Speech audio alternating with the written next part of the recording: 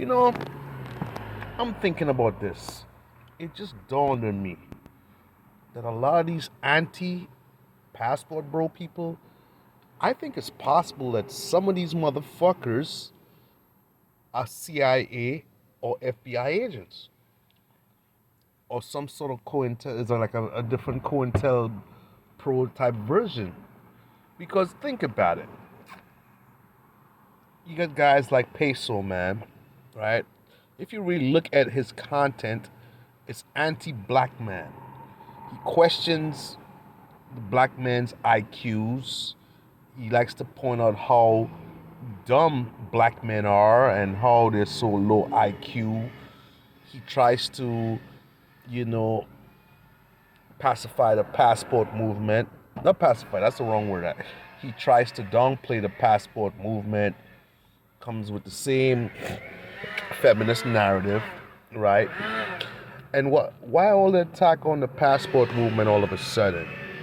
Because it's a positive, one of the most positive movements that black men have had in a while. You know, there was the MGTOW, the Save Yourself Black Man, and all that, right?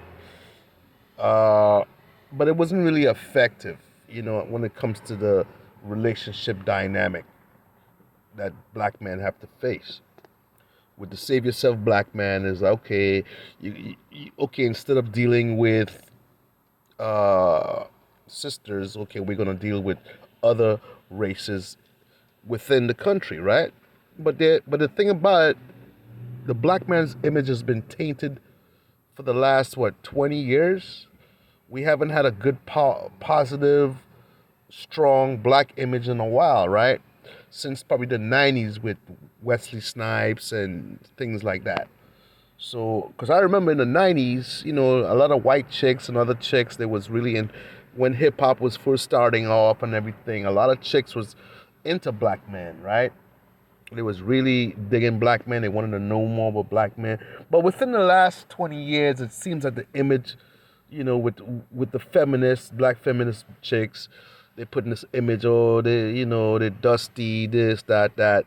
So a lot of other races are not really rocking with black men in this country like they used to, like 20 years ago. So unless you were a certain type of brother, you had to fit a certain type of mold. But now, now with the passport movement, it's kind of, to me, it's kind of reminding me of the 90s again, how it was when, you know, hip hop was really getting mainstream and a lot of other chicks was like so curious about black men. I remember back in them days. But anyway, I remember how it was back in them days to how it is now, and it really reminds me of those days when you're going overseas and you know, people are so curious, you know. But it's getting to a point now. The only thing about this passport movement, unfortunately, yeah, and I will admit it, a lot of it wasn't supposed to be for everyone.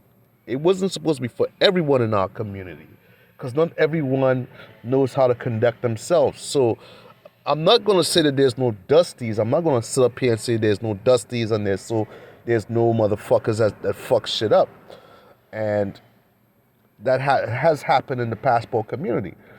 Hence, the reason why there was so many problems. There's so many problems right now. You know what I'm saying? There's a lot of problems right now with, you know, that's on another topic. We're going to talk about that in this other show that I'm going to do.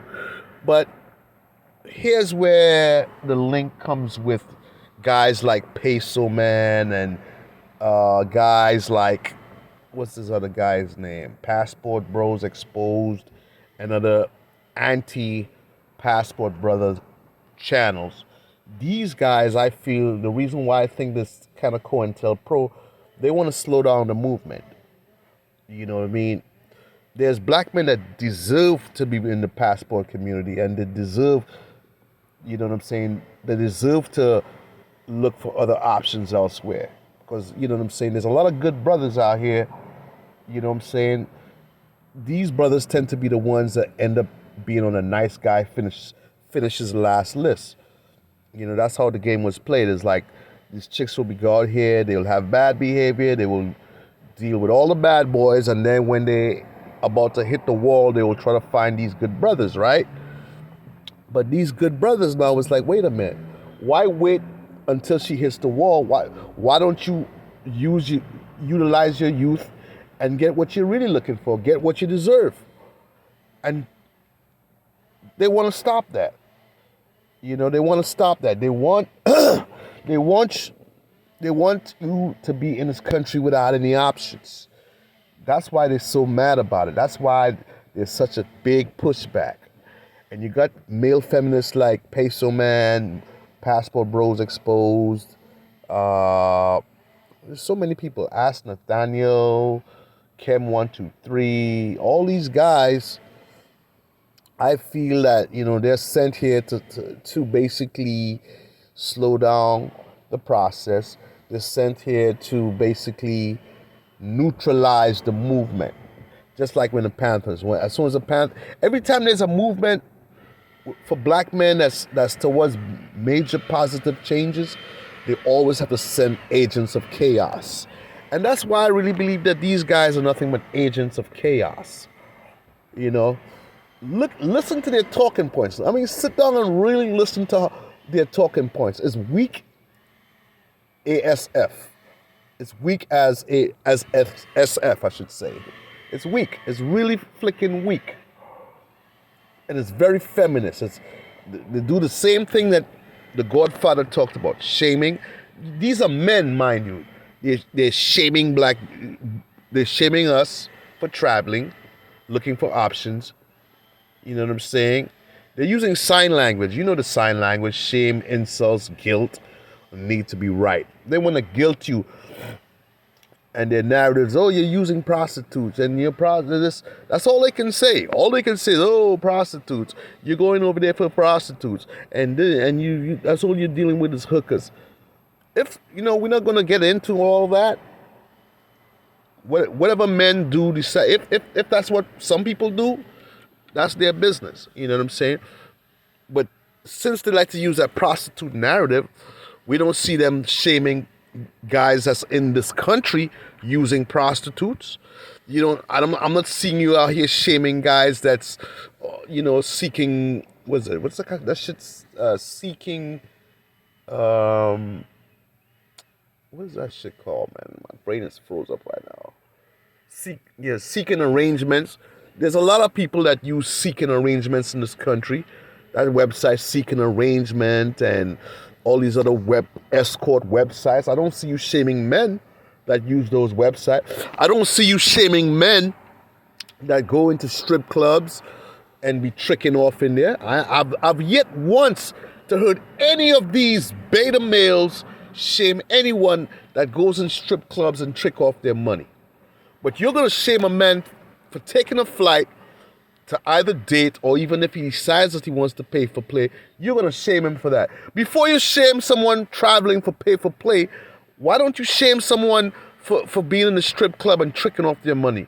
All these rappers that was promoting tricking, and it ain't tricking if you got it. I'm blowing a bag. I'll fly you out. I don't see you shaming those girls on Instagram for having booking on their Instagram profile. I don't see you shaming, you know what I'm saying, these hyenas that have OnlyFans pages, you know what I'm saying, that's selling fantasies to incels. But no, you want to shame Passport Brothers. And why is that? Because it's an actual solution. That's why they're shaming. It's an actual solution.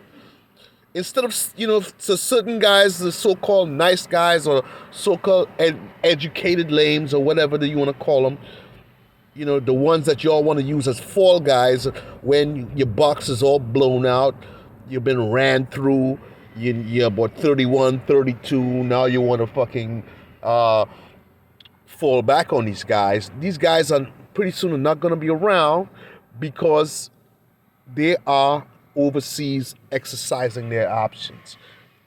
And you're not going to stop the movement. The movement is going to keep growing. But unfortunately, I would admit in the movement, there are people that shouldn't be in the movement. I've spoken about this many times on my old channel, but it is what it is. But that's why I feel that these guys are agents of chaos.